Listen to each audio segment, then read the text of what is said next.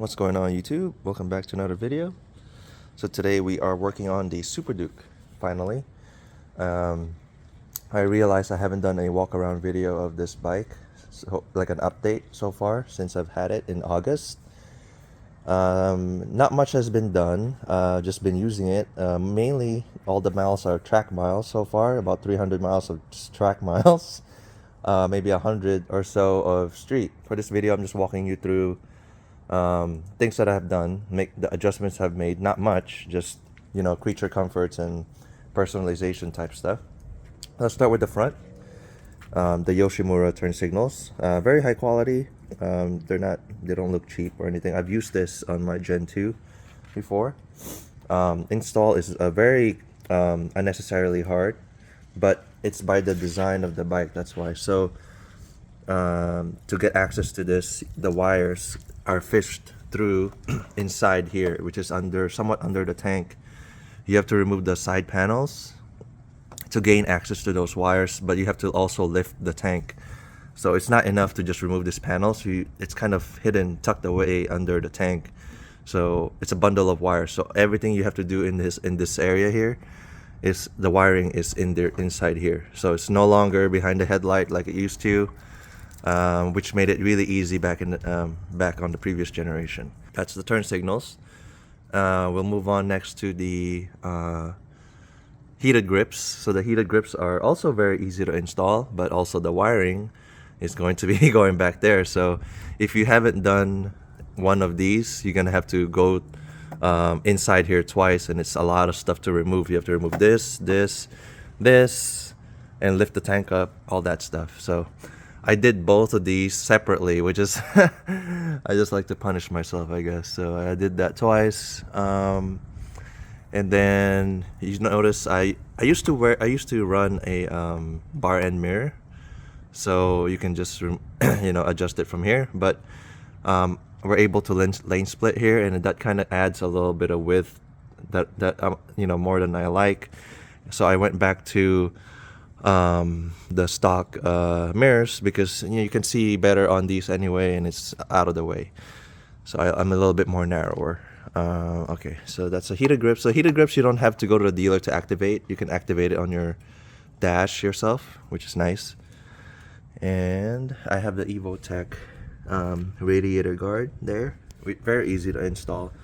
This one is easier than the Gen 2 because you only have to put the bolt outside. You don't have to sandwich it in between the panels like you used to on the Gen 2. So let's see, what else did I miss? I'm using my trusty old Ram claw mount, and it's been working. I've had this for years, like 5 years now, I think. So never had a phone fly off of this. So let me see. And I use it. I want to add. I use big phones like Samsung Notes, S22 Ultra, all those kind of phones. The one I'm recording with right now. And let's see, on the side here, biggest ticket item, the rear sets. The rear sets are super pricey as usual, but they look amazing. Made by Gilles, or Gilles. Yeah, Gilles, something like that. I can never pronounce that name. So basically, a very nice system here. And I haven't tried this on the track, so I installed this when the season was over, as usual. But I can't wait to try this out next track day, because just the grip alone compared to the stock pegs is night and day. You have grip all everywhere on this peg. I think I had it on basic default settings. I didn't adjust it to anything higher or lower. So whatever the default setting was, there's that. Bridgestone S22, still the stock tires. Wheels are still dirty. I haven't cleaned it since last track day. I don't have a complaint with them. They're good on and off on the track, and on road they're good, so I don't have complaints. I have my RNG tank protector and grip on all sides. This is a basic generic, just to protect this area, because this is very shiny sensitive plastic, and any rubbing will scratch it. I also forgot I have a screen protector here as well that you can't see, but there's a screen protector here. Seat. Never had I'd never have a feeling that I have to replace the seat. The seat is good. The stock seat is wide enough, has enough cushion. There is an ergo seat, but I haven't tried it yet, so I can't comment on that. But so far the stock is good for me. I have rear seat cowl here just to change up the look. And let's see. I use the Yoshimura license plate fender eliminator and another set of Yoshimura LED lights. So there you go. This is the easiest part of this bike to install. Everything is just going through here with 4 bolts, accessible on all angles, and it's very easy to wire and all that stuff. So this is the most elegant, tidy, lightweight that I've seen. You can get an Evo Tech one, but it's super heavy. There's so much metal on the system of it, like the whole bracket. There's so much metal. I think it weighs about 5 pounds or something. It's very heavy. So this is like the most. You can do NRC, which is lighter than this, but it's just that I don't think it flows with the look of the bike because I know this is more OEM kind of look, but if you want a more aggressive one, you can go with the NRC, is all I'm saying. But I ride this mainly for every day, so I'm okay with a little bit more safety where you can see more of the turn signals, so you have light and you're not gonna get hassled by cops with your license plate. So yeah, I'll do it that way this time around, because it's not a pure race bike. This is a street bike mainly. It's supposed to use this for every day, so I kind of want to keep it like the theme going of just an everyday look. So here it is. What else am I missing here? I think that's it. I haven't done much, so basically it doesn't really need much, but it really looks good. I mean, this is the color I've always wanted for the Evo. I don't like the orange one. This is the color I like. They call it black, but you can see it's blue, but they call it a black color, a black orange. So we're gonna install anyway. We're gonna install the very easy install from what I'm used to.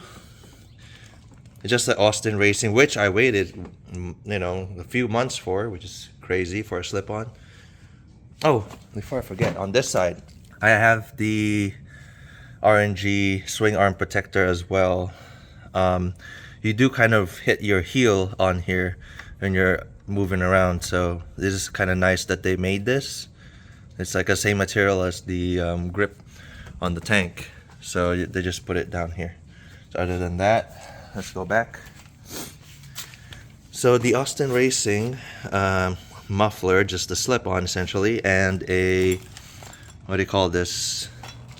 The servo eliminator right here. So why I'm doing this is because there's not a whole lot of solutions for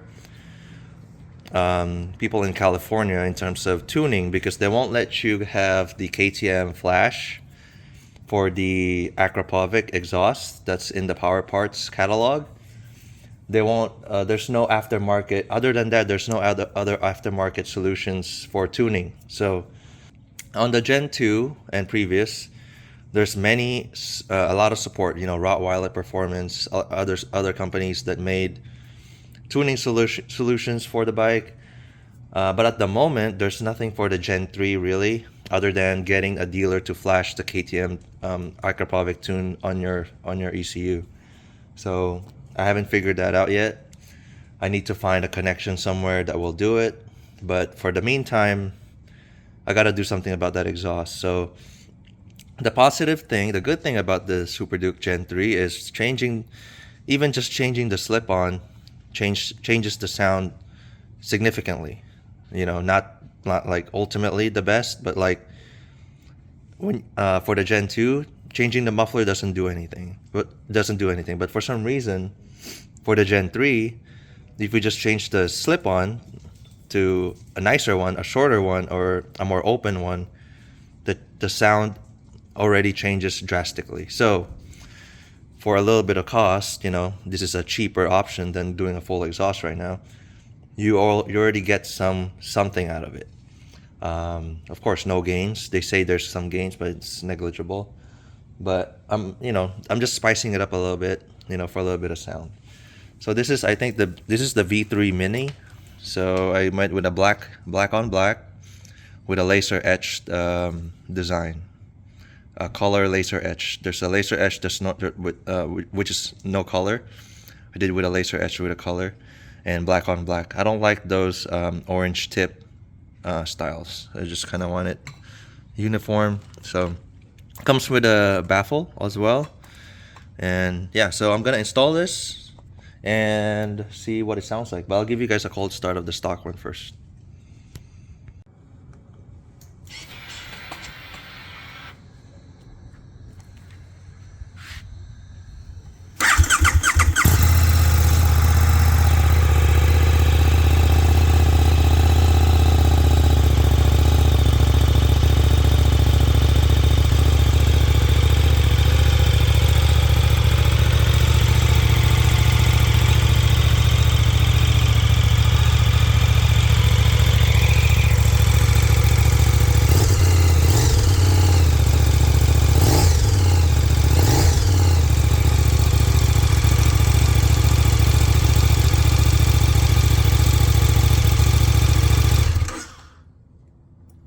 Alright guys, so as far as weight goes, at least there's a significant benefit. So this is very, very heavy. I think what they did is there's a cat here as well. There's like a, kind of a half cat, and there's another one under the bike. So that's why removing this already changes the sound, because now you have less of a restriction. So compared to this is like nothing, but this one is significantly heavy. So there's that at least. So we removed the muffler, and since we're doing the servo delete mod as well, we're removing these cables from here. I'm just gonna loosen these, remove it, and it stays open, as you can see there. Some people go to further extent of removing this valve, but I think I should be okay with it. And if I do feel like doing that later on, I can just it's easy to remove the muffler and just access this again. But for now, I'm just gonna leave it on. We're gonna fish these cables from back here all the way to under this panel, and we'll see where the servo is. All right, so we got this big chunk of servo removed. Took the bracket and everything off, so there's like a big gap here now. So as you can see, you can just see that right there. This is where it was mounted, right here. There's a screw here, and there's 2 screws for the bracket behind here on the frame. So it just kind of just falls down. So now you have this servo motor communicating with the ECU, which we're gonna plug with the module. Where's that module? This module right here, which is the Heel Tech servo delete thing, and then you kind of give you a couple zip ties, and it's as easy as that. You just plug and play kind of thing. I would also like to note that you could remove it, but this thing is welded in, like the mount.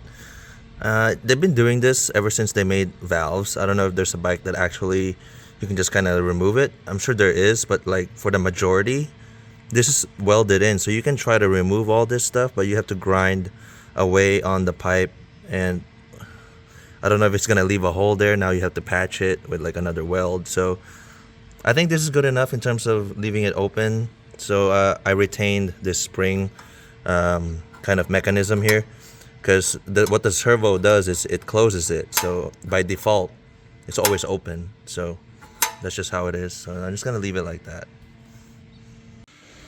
Alright guys, here's a quick look on how the exhaust looks. As expected, it looks awesome, even for just a slip-on. Can't wait to start it.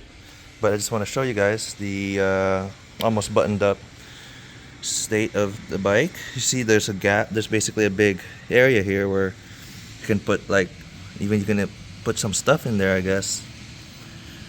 Yeah, if you guys don't know, you can actually put your weed in there. Anyway, so I'm gonna finish bolting this on, all the seats back, and cleaning up my tools, and then we're gonna do a first start of the new exhaust. Alright guys, here it is, first start. Let's see. See if there's any errors when the servo is not connected. So far nothing.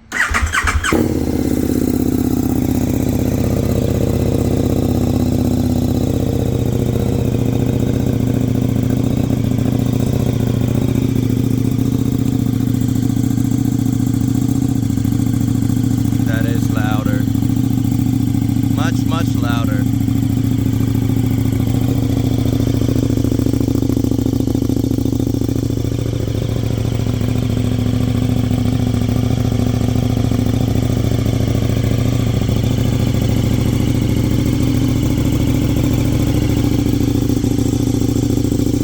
Let it warm up a little bit.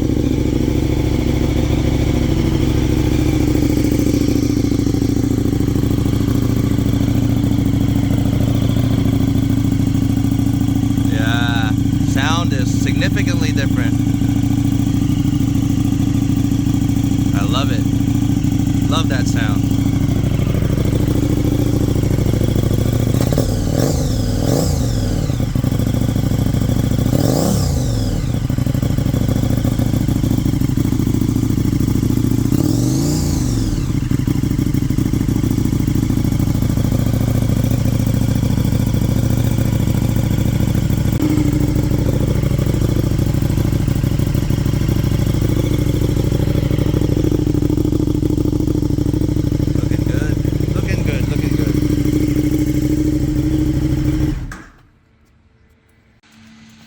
Alright guys, there you have it. As expected, the sound is significantly different, even just for a slip-on.